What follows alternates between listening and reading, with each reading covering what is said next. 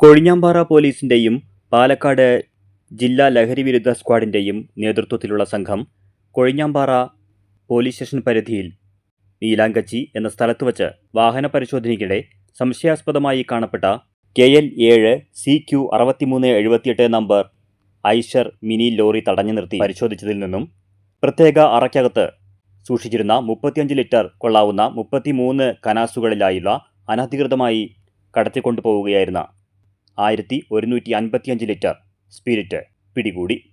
ലോറിയിലുണ്ടായിരുന്ന അന്തിക്കാട് മങ്ങാട്ടുകര മാമ്പുള്ളി വീട്ടിൽ 49-കാരനായ ഷൈജുവിനെ കസ്റ്റഡിയിലെടുത്തിട്ടുണ്ട്.